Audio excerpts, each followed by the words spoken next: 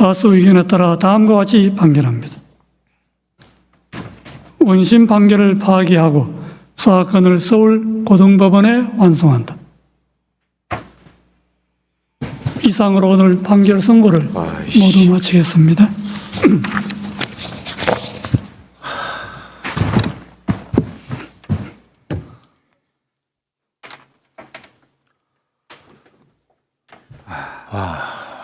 이건 사법 쿠데타 아닙니까? 이거는 진짜 이거 황당한.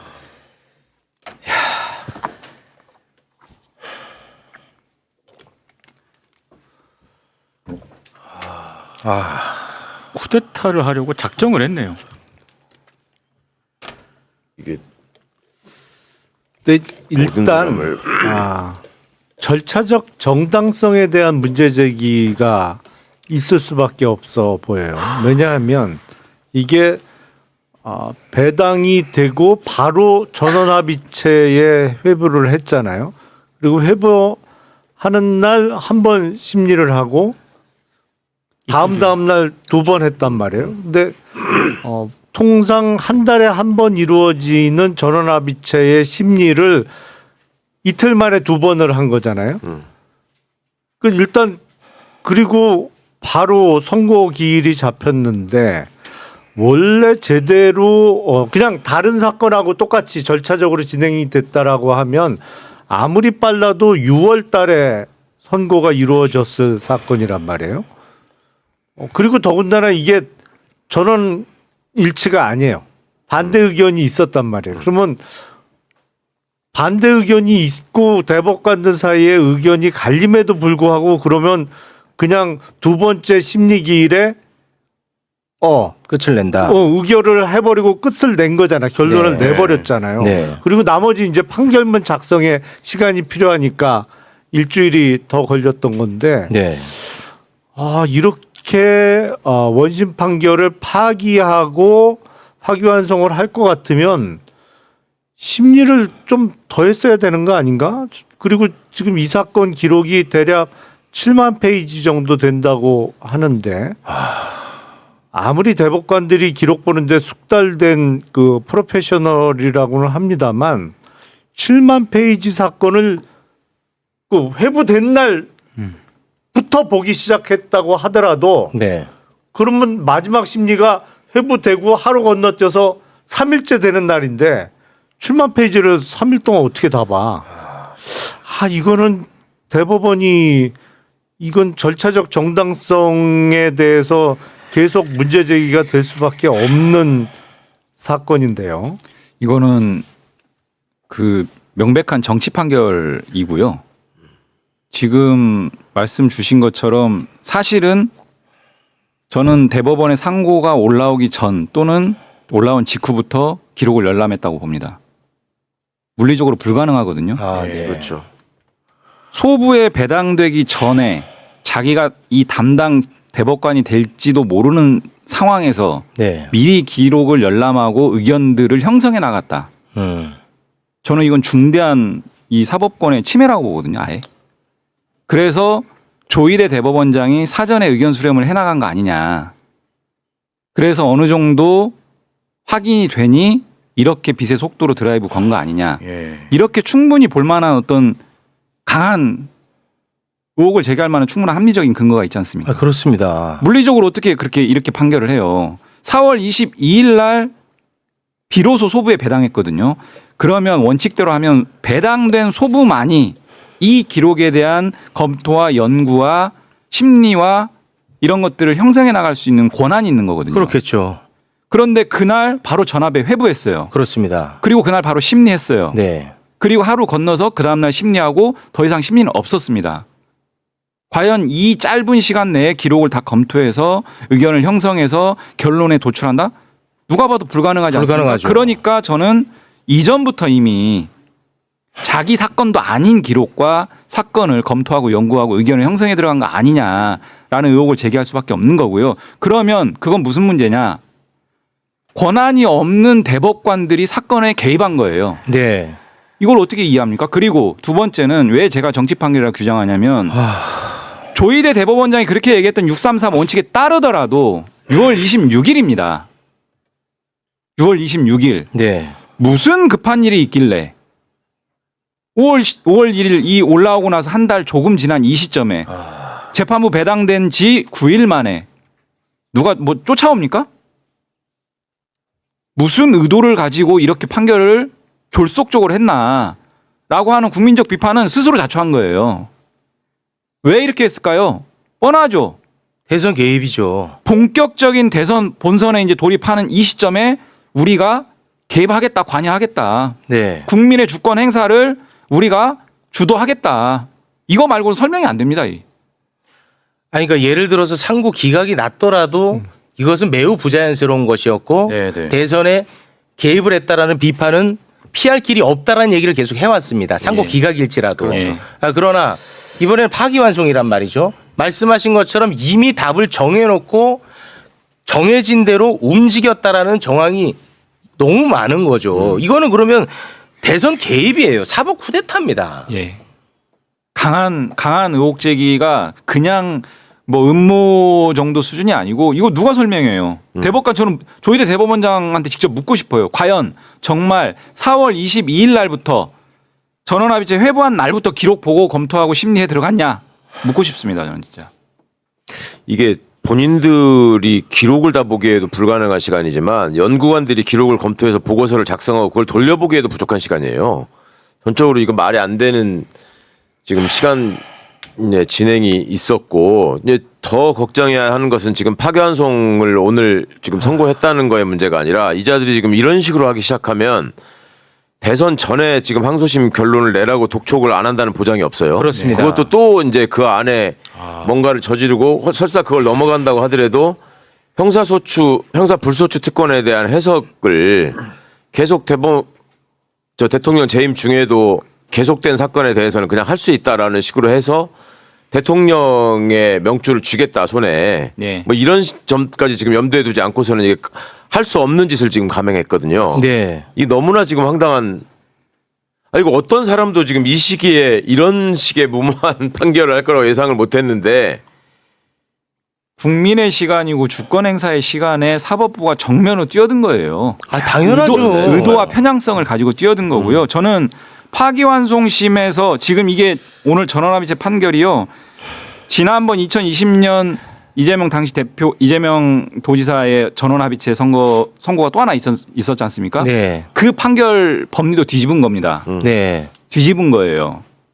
그 20년 대법원 전원합의체 판결 법리도 뒤집어 가면서 이렇게 졸속적으로 설명할 수 있는 이유는 딱 하나예요.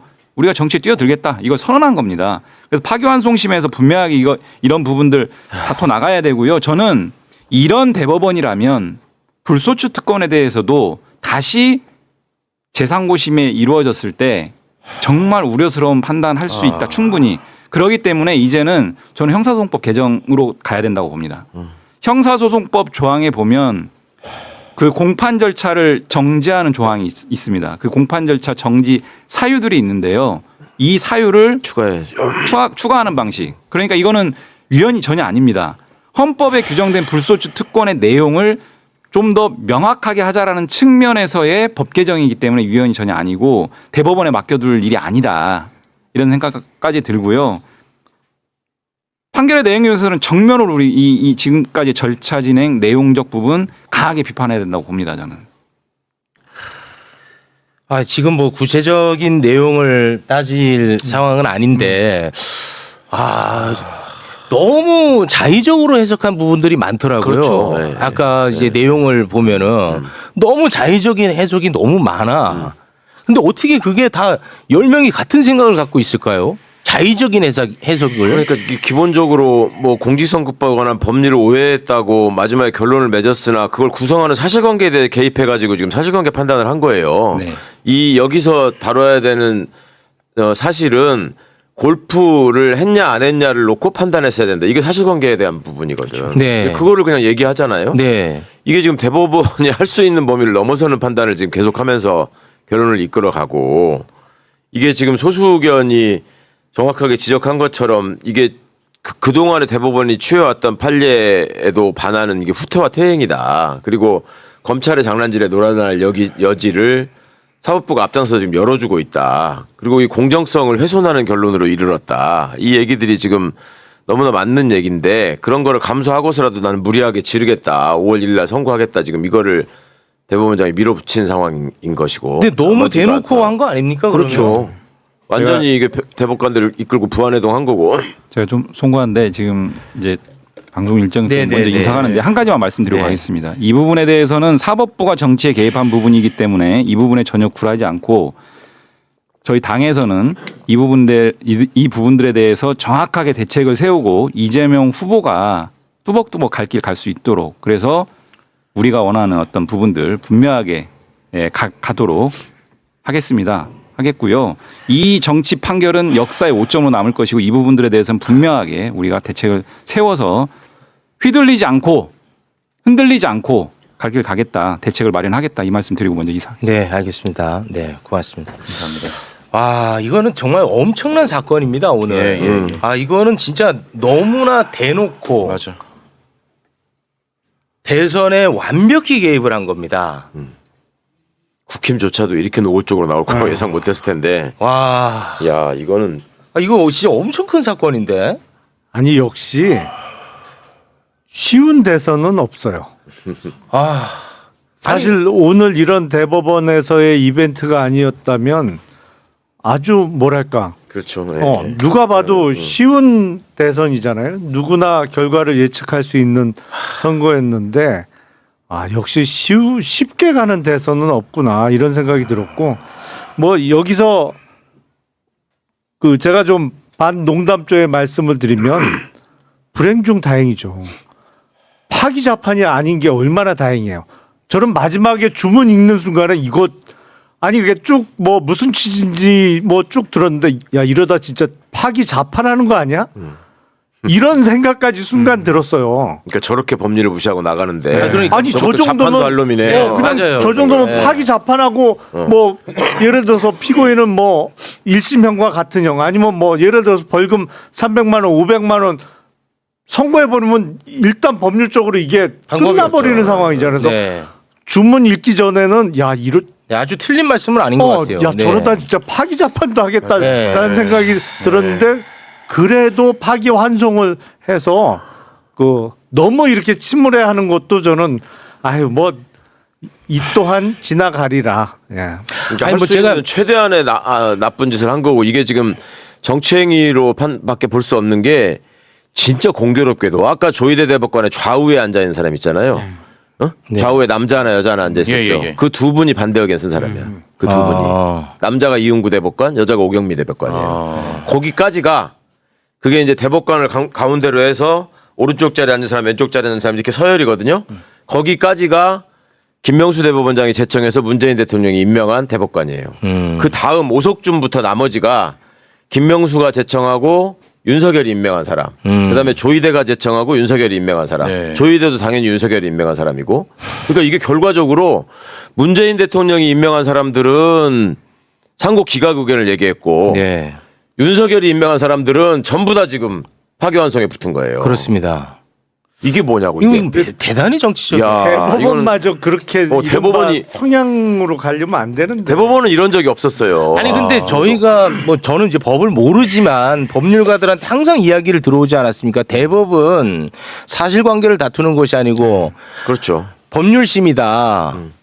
근데 사실관계에 대해서도 자기들이 자의적으로 다 판단을 해버리더라고요. 계속 사실관계에 개입해서 얘기를 하잖아요. 예. 실제로 법리 판단을 했어야 될 국회 증가법에 대해서는 이런 방구가 그 얘기는 그냥 아예 넘어가버리고. 없어 또. 나 이건 진짜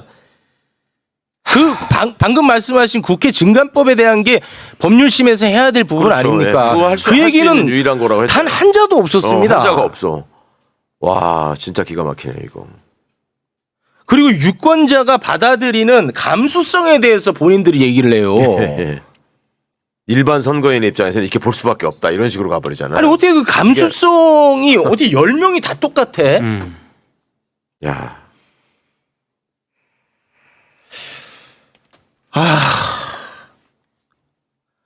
아니 뭐 예상하지 못한 판결이 나왔다고 해서 문제 삼는 것이 아니라 너무 내용이 어이가 없어. 아니 이거를 받아들일 수 있는 내용이 없어요. 실제적으로 네. 구체적으로 들어가 보면 납득이 가야 될 거 아니야. 그렇잖아요. 대부분 전원합의체. 예를 들어서 우리가 놓친 부분이 있다든가 그렇죠. 그런 게 아니라니까 이게. 그리고 너무 노골적이에요. 너무 그렇죠. 노골적으로 네, 말했어. 네.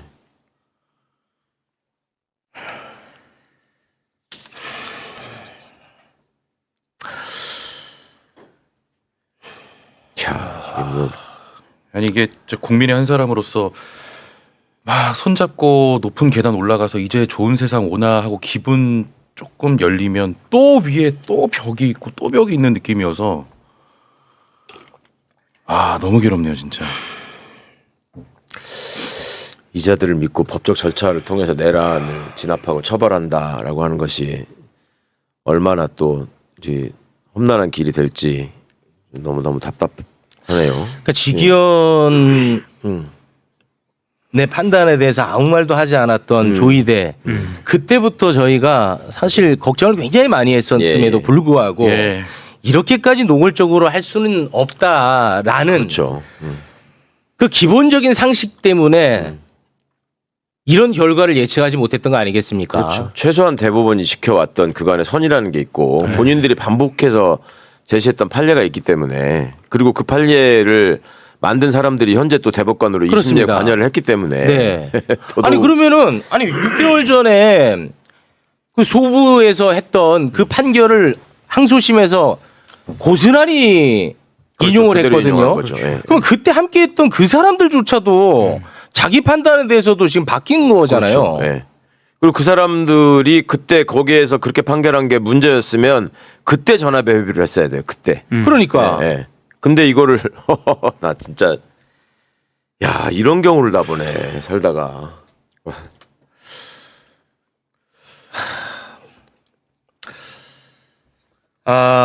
뭐 여러분께 좀 죄송합니다만 그리고 오늘 다음 코너를 하기 위해서 와주신 우리 출연자분들께도 너무나 죄송합니다만 다음을 계속 진행할 수 있는 상황은 아닌 것 같습니다.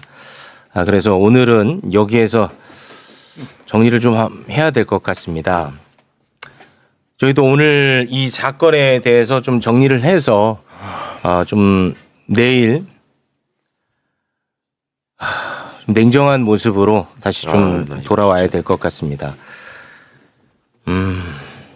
아니 근데 정말 냉정해질 필요가 좀 그건 뭐 있다고 너무 봐요. 맞는 말씀이에요. 그러니까 지금 너무 맞는 말씀이에요. 상황이 물론 이제 오늘 상고 기각이 됐으면 적어도 공직선거법 위반 관련한 거는 클리어가 되는 거였는데 그게 안 되는 결론이 나왔지만 제가 아까 잠깐 얘기한 대로 저 기세면 파기자판하겠다라는 그러니까요. 생각까지 네, 들었는데 네, 그게 네. 아니었기 때문에 무슨 그 피선거권이나 뭐 바뀐 건 크게 없어요. 그냥 선거법 사건이 다시 서울 고등법원으로 되돌아갔다는 사실 정도가 지금 방금 추가가 된 거기 때문에 글쎄 너무 이렇게 낙담하고 네, 뭐 절망하실 일은 할 아니에요. 상황은 전혀 아니다. 네. 예. 오히려 이거 결집할 수 있는. 너무 맞는 말씀이고 너무 좋은 말씀인데 아니 뭐 진짜 납득이 되게끔 이야기를 해야 되는데 그런 상황이 아니다 보니까 맞아요. 좀 이제 너무 당혹스러워서 제가 좀 냉정을 찾지 못했던 것 같습니다. 뭐 너무 죄송하고요. 오늘은 여기에서 저희가 좀 마무리를 짓고 좀 정리를 해서 냉정을 좀 차리고 내일 다시 돌아오도록 하겠습니다. 여러분에게 좋은 소식 전해드리지 못해서 너무 네. 죄송합니다. 오늘은 여기에서 마무리 짓도록 하겠습니다. 죄송합니다.